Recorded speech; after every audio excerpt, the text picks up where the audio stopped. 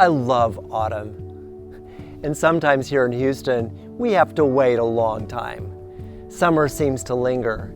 It's in the summer that the trees and the plants function as little solar energy plants, creating energy to help the trees and the plants, the flowers and the grass grow and flourish.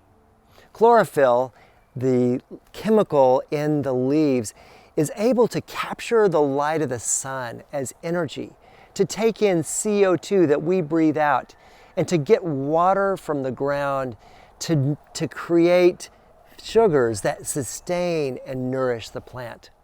Throughout the summer, this chlorophyll creates the green color that is so restful and so nourishing for our souls. But in the fall, something cool happens.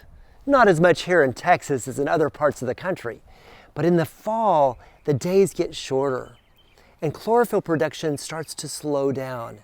The evenings cool off, and if all goes well, the little veins in the leaves begin to shut down, and the chlorophyll begins to go away. It begins to lose its productivity, and the carotenoids, the colorful chemicals that are in the leaves, the yellows and the oranges, begin to show up.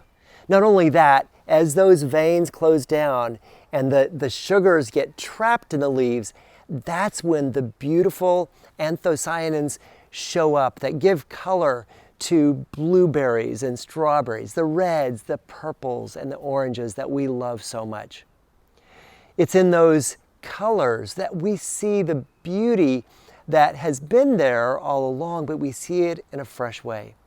Seasons help us to open our eyes again to the wonder of creation. And as the tree begins to close down those veins and shut off the connection between the leaf and the branch, it's preparing itself for the harsh and long times of winter when the leaves would be frozen and damage the tree. But as they're released, the stems, the bark, the trunk of the tree are able to maintain their integrity, to store up all that energy to survive the sometimes harsh and cruel winter.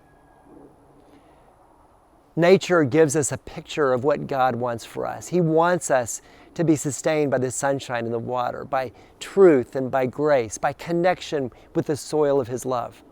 God wants us to flourish and to grow, but He also wants us to be willing to shut things down, to be able to stop doing and just be, to let our true colors shine most when we're at rest rather than when we're at work. He wants us to let Him be God by resting and being willing to wait on Him. Fall is a preparation for winter, and winter is a time of waiting. It's a time of anticipation. It's a time of stillness. It's a time when we wait for the new life that is coming. Each year, as we approach the Advent season, as we approach Christmas, we shut some things down in order to open ourselves up to what's coming to bear, to what God intends to bless us with, the new life, the freshness, the joy, the beauty, the brilliance of spring. It's tough letting go.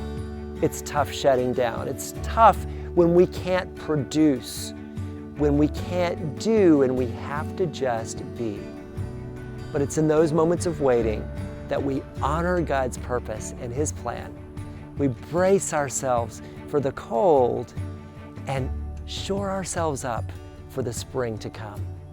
This is God's design. It's His plan, and it's a plan that every year allows us to trust God to be God, to show up as Emmanuel, God with us. He's with us in every season, but it particularly shows up in those moments when it's dark and cold, when we need Him the most.